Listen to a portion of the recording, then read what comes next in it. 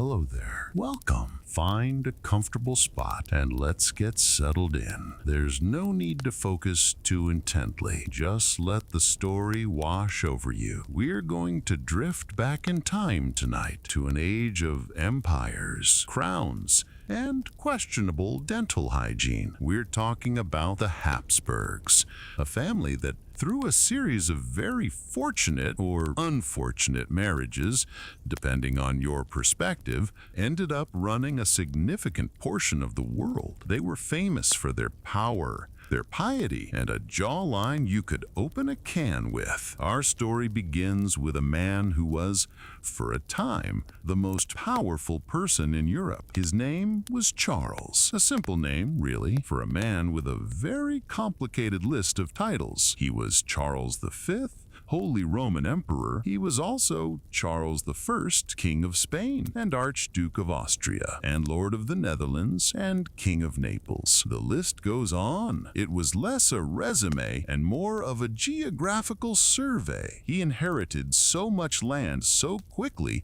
that his tutors had to keep updating his maps. He was born in Flanders, spoke French, and had to learn Spanish on the job, which his new subjects found charming. Charles ruled an empire on which the sun, famously, never set. This was mostly because it was so vast and spread out, it would have been logistically impossible for the sun to miss all of it at once. It sounds grand, and it was, but it also meant he was constantly busy. He was the ultimate remote worker, spending most of his life on the road or on a ship putting out political fires. One moment he'd be in Germany dealing with the Protestant Reformation, which he was not a fan of. The next, he'd be in Spain trying to raise money. Then he'd be off to Italy to argue with the Pope or fighting the Ottoman Turks at the gates of Vienna.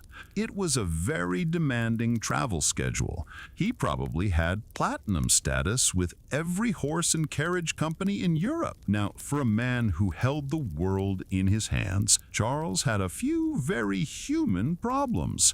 The most famous was the Habsburg jaw. It was a prominent, jutting lower jaw, a family trait that would become much more pronounced in later generations. For Charles, it was mostly an inconvenience. His teeth didn't meet properly, which made chewing a bit of a challenge. He often ate alone, with his mouth open, which probably wasn't the most majestic sight. But this difficulty didn't seem to affect his appetite at all. Charles was a legendary eater, a champion of the dinner table. He loved food, all food, and lots of it. A typical breakfast might involve chicken, pastries, and a respectable amount of wine. Dinner was a multi-course affair that could last for hours, featuring everything from roasted boar to eels pickled in brine. He had a particular weakness for fresh sardines and would have them shipped on ice all the way from the coast,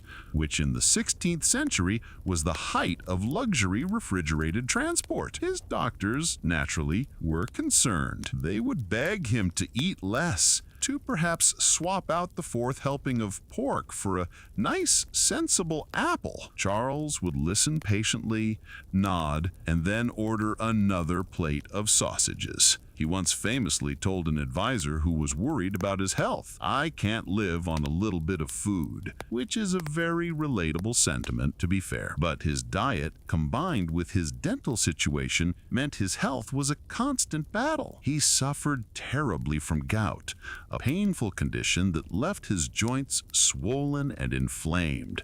Imagine trying to rule an empire while feeling like your feet are on fire. He also had terrible indigestion, and as the title of this section suggests, rotten teeth. His mouth was a constant source of pain, which probably didn't improve his mood when dealing with rebellious princes or French kings. His great rival was Francis I of France. Their relationship was the 16th century equivalent of two CEOs who absolutely despise each other but have to sit on the same boards. They fought wars, signed treaties, and then immediately started planning the next war. At one point, Charles actually captured Francis in battle and held him hostage. He made Francis sign a treaty giving up huge chunks of French territory. The moment Francis was safely back in France, he announced that the treaty was invalid because he had signed it under duress, which of course he had. Charles was furious, but there wasn't much he could do. It was a classic "I had my fingers crossed" style of diplomacy. Despite the constant stress, the wars, and the gout, Charles managed to hold his sprawling, chaotic empire together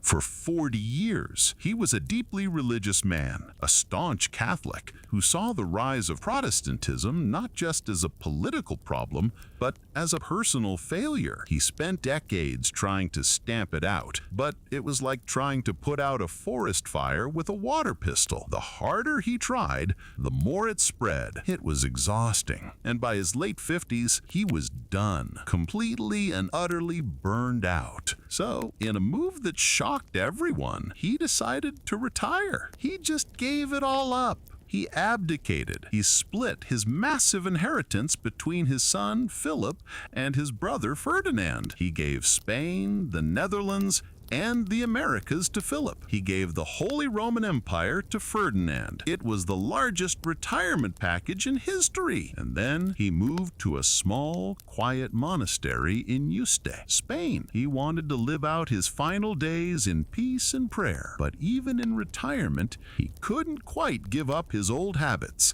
He had a special wing built for him, complete with his own kitchen, and he spent his last years tinkering with clocks, writing letters, and, of course, eating. He had his favorite beer imported from Germany and continued to feast, despite his doctor's warnings. He died at the age of 58, worn out by a lifetime of ruling the world. A man who commanded armies and navies, but was ultimately defeated by a plate of pickled fish. A magnificent ruler, a complicated man, and the beginning of a very strange family saga. With Charles V off enjoying his clocks and his gout in a monastery, the Spanish part of the empire passed to his son, Philip II. And if Charles was a globe-trotting CEO, Philip was the ultimate micromanager. He was the kind of boss who wants to approve every memo, read every report, and personally sign off on the office supply order. Where his father was constantly on the move, Philip preferred to rule the world from a single room surrounded by piles of paper. He was less a king and more of a chief administrator, a bureaucrat in a crown. Philip was, by all accounts, a serious and reserved man. He dressed almost exclusively in black, which gave him a rather somber appearance, like he was perpetually on his way to a funeral, which, given the mortality rates of the time, was not an entirely inaccurate look. He was incredibly hardworking, spending 10 to 12 hours a day at his desk reading and annotating documents. He would cover the margins of reports with his spidery handwriting, making notes, asking questions,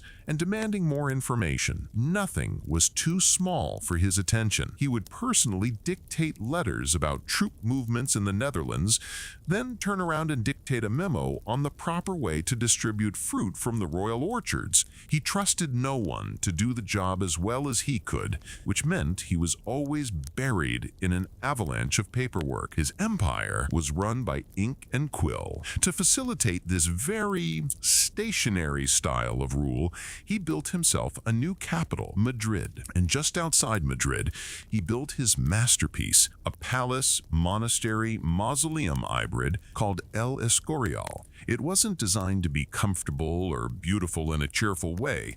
It was designed to be imposing, severe, and a reflection of his own personality. It was a massive granite rectangle, grim and gray, more fortress than home. It was a testament to God, the monarchy, and the power of straight lines. Philip's personal chambers were small and stark, with a window that looked directly into the main basilica, so he could watch Mass from his bedroom when his gout, a family heirloom, was acting up.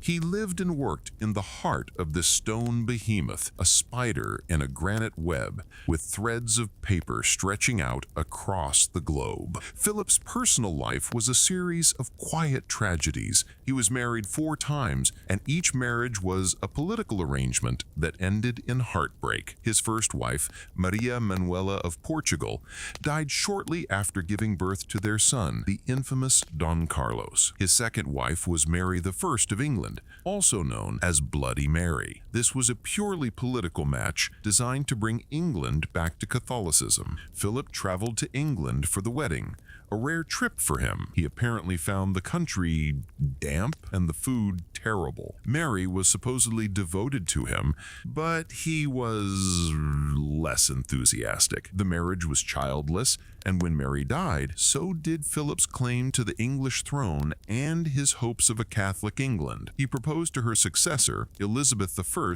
just to keep his options open. She politely declined. His third wife, Elizabeth de Valois, was a French princess he was fond of, but she also died young after several miscarriages. Finally, he married his own niece, Anna of Austria. This was a common practice for the Habsburgs, who believed in keeping power, titles, and genetic anomalies all in the family. Anna finally gave him the male heir he desperately needed, the future Philip III, but she too died, leaving him a widower for the 4th time. Through it all, he remained stoic, showing little emotion in public. He just retreated further into his work, into his fortress of paper. His relationship with his first son, Don Carlos, was particularly disastrous. Carlos was unstable. He showed signs of serious mental and physical problems from a young age. He was cruel, erratic, and prone to violent outbursts. He once roasted a snake alive because it bit one of his favorite animals. He threw a servant out of a window. He was a public relations nightmare. As he grew older, he began to openly defy his father, even making contact with rebels in the Netherlands. For Philip, who valued order and control above all else, this was intolerable. Eventually, he had his own son arrested and imprisoned. Don Carlos died in confinement a few months later under very mysterious circumstances. The official story was that he made himself sick by binge eating and drinking iced water. The less official story involved whispers of poison or forced starvation. Whatever the truth, it was a dark chapter in his already somber life. Philip's reign saw Spain at the peak of its power, fueled by silver from the Americas, but it was also a reign of endless conflict. He continued his father's fight against the Protestant Reformation, which led to a brutal, decades-long revolt in the Netherlands. He fought the Ottoman Empire in the Mediterranean. And of course, there was his most famous failure, the Spanish Armada. After years of provocation from English pirates, or privateers, depending on whose side you were on, and frustrated by England's support for the Dutch rebels, Philip decided to invade. He spent years and a colossal fortune building a massive fleet, the Invincible Armada. It was a marvel of logistics. It was also, as it turned out, not invincible. A combination of English tactics, terrible weather, and poor planning turned the invasion into a catastrophic failure. The great fleet was battered and scattered, with many ships wrecked on the coasts of Scotland and Ireland. It was a huge blow to Spanish prestige and an even bigger blow to the Spanish treasury. Philip reportedly took the news with his usual quiet composure, saying, "I sent my ships to fight against men, not against the winds and waves of God," which is a very poetic way of saying your very expensive naval parade has sunk. He died in 1598 in his cold stone palace after a long and painful illness. He had ruled for over 40 years, a diligent, devout, and deeply flawed man. He had expanded his empire, but also bled it dry with endless wars. He was the paper pusher king, a man who tried to control the world with the stroke of a pen from a small, dark room. He left behind a powerful but exhausted kingdom and a son who would prove to be very different. After the meticulous, workaholic Philip II, we drift toward his son, Philip III, and the contrast is stark. If Philip II was the king who did everything, Philip III was the king who did nothing. He was famously, almost impressively, lazy. He had no interest in the tedious business of governing. The long hours, the endless documents, the difficult decisions, it all seemed like a dreadful chore. He was far more interested in theater, parties, and religious festivals. He was a man of simple pleasures and zero ambition. Ruling an empire was simply not on his list of hobbies. So he did what any sensible person in his position would do. He delegated. He delegated everything. He handed over the entire responsibility of running the government to his favorite courtier, Francisco de Sandoval y Rojas, better known as the Duke of Lerma. Lerma was a shrewd, ambitious nobleman who had befriended Philip when he was still a prince. He saw his opportunity and seized it. As soon as Philip III took the throne, Lerma became his valido, or favorite. He was essentially the prime minister, the CEO, and the king's best friend, all rolled into one. The king's only job was to sign whatever papers Lerma put in front of him, which he did, happily. This freed up his schedule for more important things, like hunting and attending lavish banquets. The Duke of Lerma, now the most powerful man in Spain, used his position to enrich himself and his family. It was a masterclass in corruption. He sold government offices, accepted bribes, and placed his relatives in every important position he could find. His primary goal seemed to be accumulating as much wealth as possible, and he was very, very good at it. One of his most audacious schemes involved moving the entire royal court from Madrid to the city of Valladolid in 1601. The official reason was that Valladolid was a more suitable capital. The real reason was that Lerma had secretly bought up huge amounts of property in Valladolid beforehand. When the court moved, property values skyrocketed, and he made a fortune.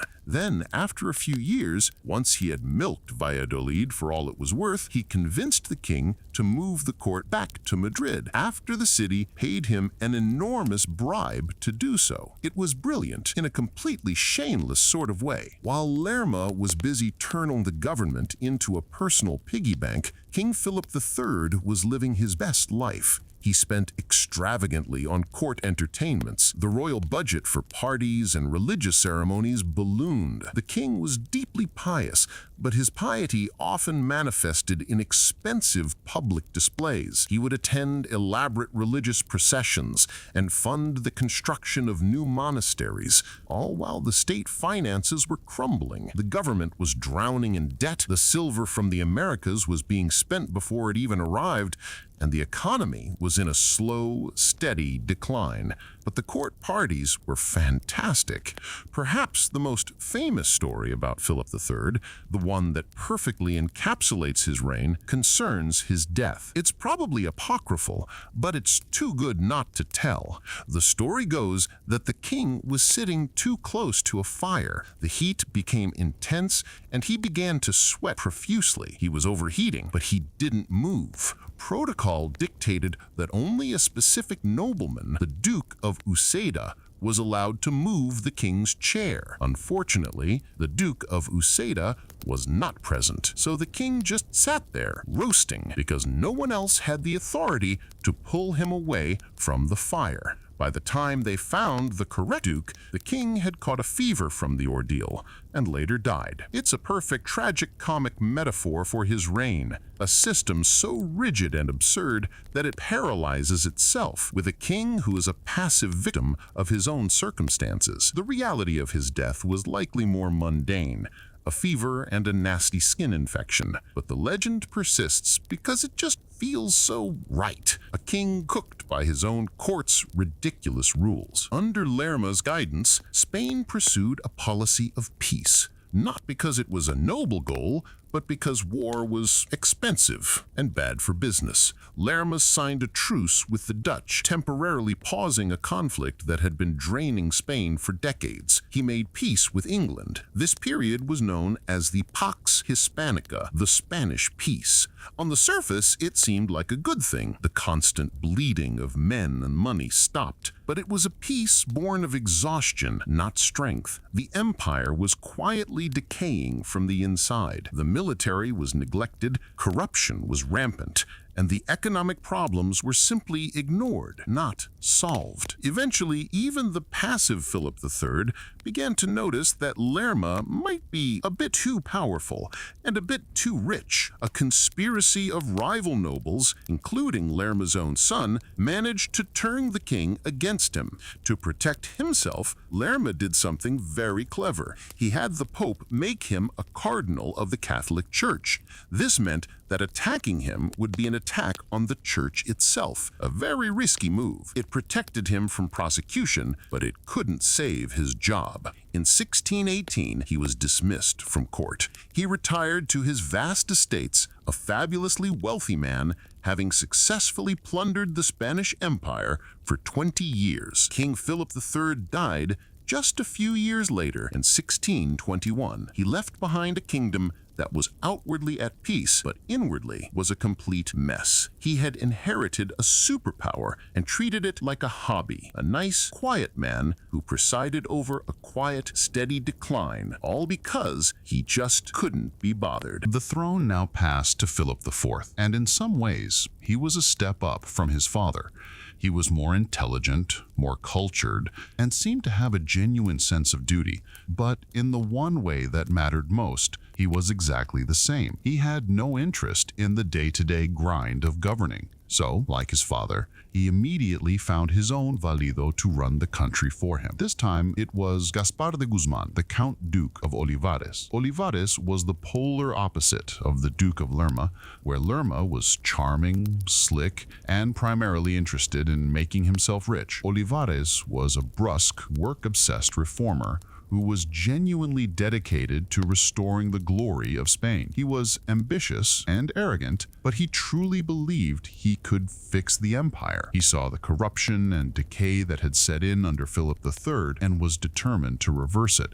He was, in essence, a turnaround manager, brought in to save a failing company. And he had a very willing, if very distracted, boss in Philip IV. While Olivares was busy trying to overhaul the entire Spanish tax system, reform the military, and centralize power, Philip IV was dedicating himself to his true passions: art, theater, and collecting. He became one of the greatest art patrons in European history. His court painter was none other than Diego Velázquez, one of the masters of the Golden Age. Philip adored Velázquez, not just as an artist, but as a trusted courtier. Velázquez painted dozens of portraits of the king and the royal family, capturing them with a stark, unglamorous honesty that is still breathtaking today. If you want to know what Philip IV looked like, just look at a Velázquez painting. The long face, the tired eyes, the famous Habsburg jaw, it's all there. The king spent a fortune building up the royal art collection, and his palace, the Buen Retiro, became a showcase for the greatest artists of the day. It was a golden age of culture, presided over by a king who would rather be at a play than at a cabinet meeting.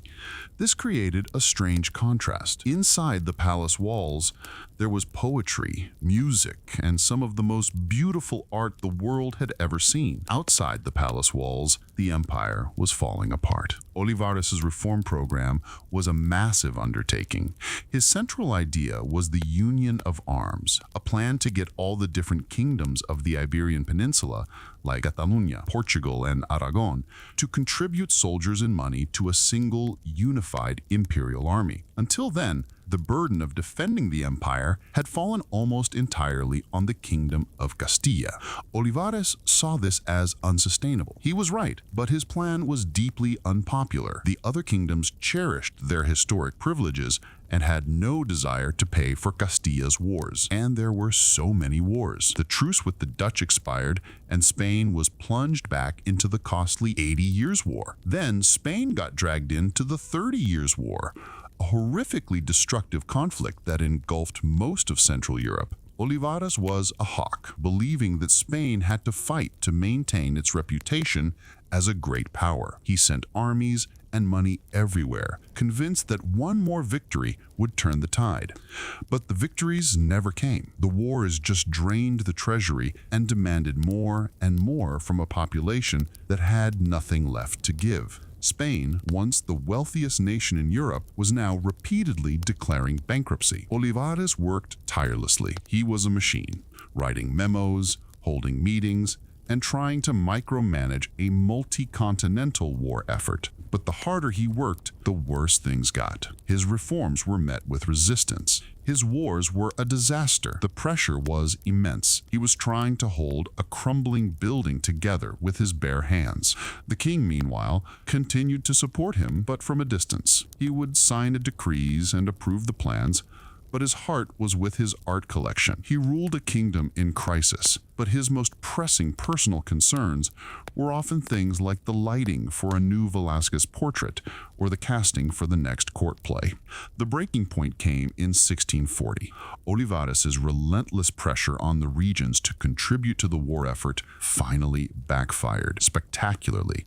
Catalunya, in the northeast, rose up in a massive rebellion against the crown. A few months later, Portugal did the same, declaring its independence from Spain after 60 years of being ruled by the Spanish Habsburgs. Suddenly, Spain wasn't just fighting wars in Germany and the Netherlands, it was fighting civil wars at home. The Union of Arms, Olivares' grand project, had achieved the exact opposite of its goal. Instead of uniting the empire, it had shattered it. This was too much. The twin revolts were a catastrophe from which Olivares' career could not recover. The king's support finally wavered. In 1643, after more than 20 years as the most powerful man in Spain, the Count Duke of Olivares was dismissed. He died in exile 2 years later, a broken man, his grand ambitions in ruins. Philip IV, now in his 40s, was forced to try and rule on his own. He tried his best, but the situation was hopeless. The war with France ended in a humiliating defeat. Spain was forced to officially recognize the independence of the Netherlands, and although they eventually put down the revolt in Catalonia, Portugal was lost for good.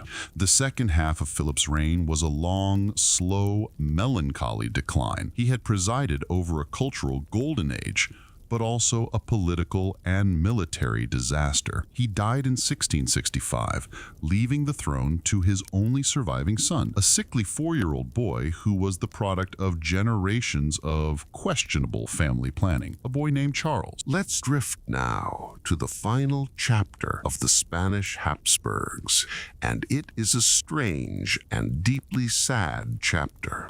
Philip IV's heir was Charles II, and Charles was unwell. He was the culmination of everything that could go wrong when a family tree doesn't branch out, but instead curls back on itself like a pretzel. The Habsburgs had been marrying their relatives for centuries, uncles marrying nieces, first cousins marrying first cousins, all to keep their lands and titles consolidated. With Charles II, the genetic bill came due.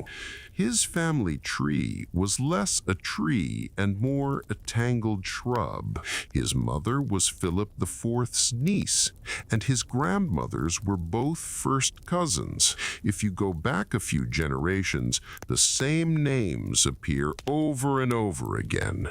Genetically speaking, he was more inbred than the average child of a brother-sister union, and it showed. From the moment he was born, it was clear that something was wrong. He was a weak and sickly child, suffering from a host of physical and developmental problems. He didn't learn to talk until he was 4. He couldn't walk until he was 8. His education was a constant struggle. And of course, he had the Habsburg jaw in its most extreme form. His lower jaw was so pronounced and his tongue so large that he had great difficulty chewing his food and speaking clearly. He drooled almost constantly. His teeth were few and far between, and those he had were rotten. He often had to swallow his food whole, which led to chronic indigestion and stomach ailments. He was tall, but thin and frail, with a large head that seemed too heavy for his weak neck. He was, in short, a genetic disaster. The Spanish court, seeing this profoundly disabled boy, gave him a nickname, El Hechizado, the Bewitched. It was easier to believe he was the victim of a magic curse than the victim of his own pedigree. His entire life was a medical case study. He was subject to every kind of treatment the 17th century had to offer, from bleedings and purges to bizarre diets and folk remedies. When medicine failed, they turned to religion. Priests performed exorcisms on him, convinced that his ailments were caused by demons. They prayed over him, waved crucifixes at him, and commanded the evil spirits to leave his frail body. The king, a gentle and pious soul, patiently endured it all. Nothing worked, of course. He couldn't be cured of his own DNA. Despite his profound disabilities, he was still the king.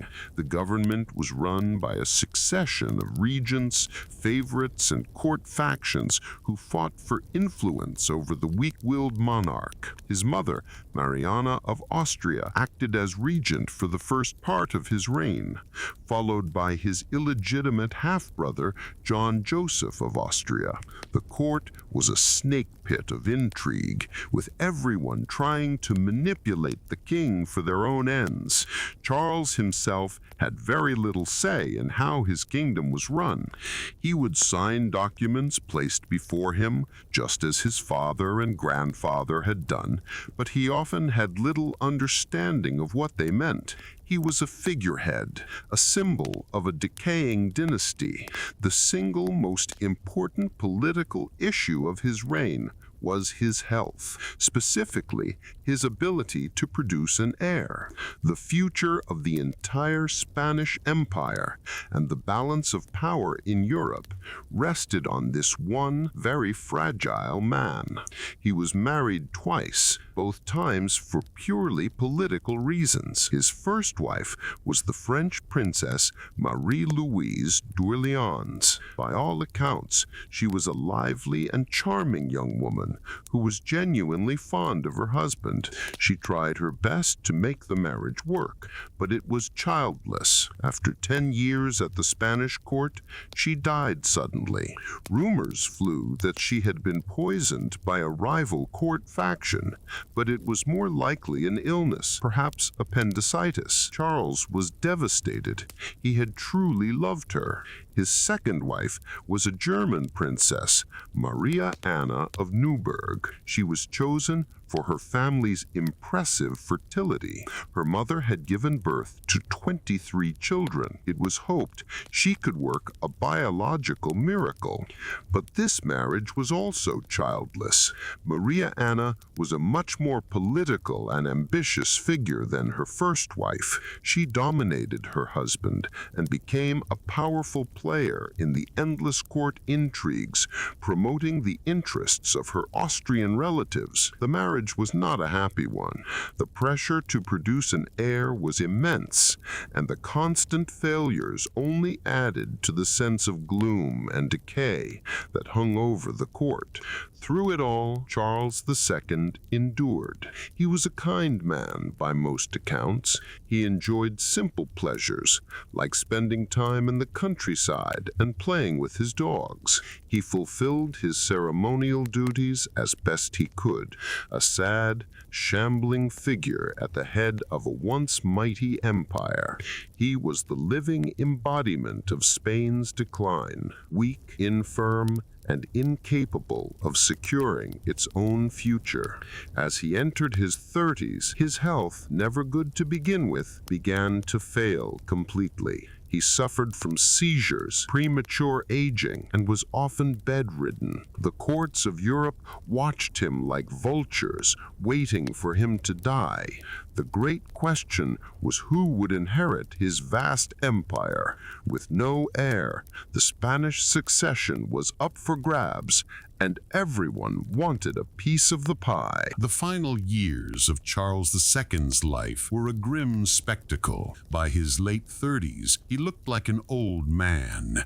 He was bald, nearly toothless, and often racked with convulsions. He was in constant pain. The exorcisms continued, becoming more and more frantic. One priest claimed to have identified the specific demons possessing the king, supposedly placed there by a spell cast when he was a teenager. The king's body was a battleground for doctors and priests, each with their own useless remedies. It was a miserable end to a miserable life. The political maneuvering around his deathbed was intense. There were two main claimants to the Spanish throne. The first was the Habsburg candidate, Archduke Charles of Austria, his distant cousin. This was the choice favored by his wife, Queen Maria Anna, and the Austrian faction at court. The second was the Bourbon candidate, Philip of Anjou, who was the grandson of the powerful King Louis XIV of France. This was the choice favored by the French faction,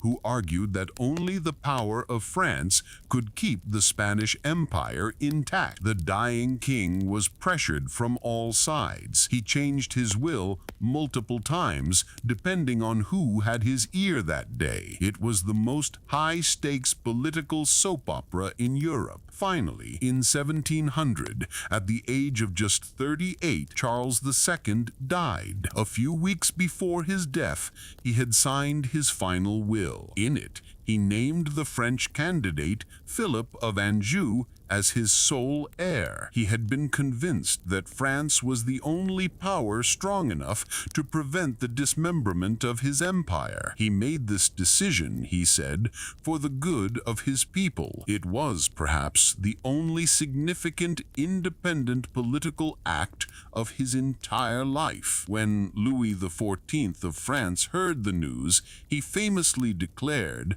"The Pyrenees no longer exist." The Bourbon dynasty now sat on the thrones of both France and Spain. The story doesn't quite end there, however. The Austrian Habsburgs and their allies, including England and the Dutch Republic, were not about to let France get its hands on the Spanish Empire without a fight. They rejected the will and declared war, and so began the War of the Spanish Succession, a massive 10-year-long conflict that engulfed Europe. It was an ironic legacy for one of history's least warlike kings.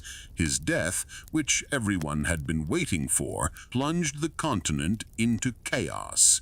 It was a deeply awkward and bloody family dispute over inheritance, just on a continental scale. But before the war, there was the autopsy. Charles II's body was examined by his physicians, who were perhaps looking for a medical explanation for the curse that had plagued him. What they found and recorded was horrifying. Their report stated that his body did not contain a single drop of blood.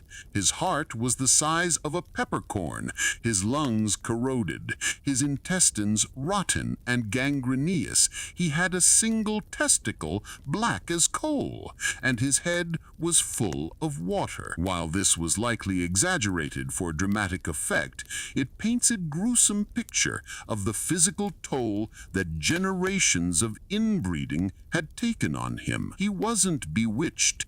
He was a medical catastrophe, a man whose body had simply given up. And so the Spanish Habsburg dynasty ended. It began with Charles V, a man who ruled a global empire, and it ended just 5 generations later with Charles II, a man who could barely rule his own body. It was a slow, majestic, and utterly bizarre decline, a story of immense power and profound human frailty, a dynasty that conquered the world only to defeat itself from within, one unfortunate marriage at a time. They left behind a legacy of incredible art, sprawling palaces, and a cautionary tale about the importance of genetic diversity. And now the story is over. The palace is quiet. The documents are filed away. There is nothing left to do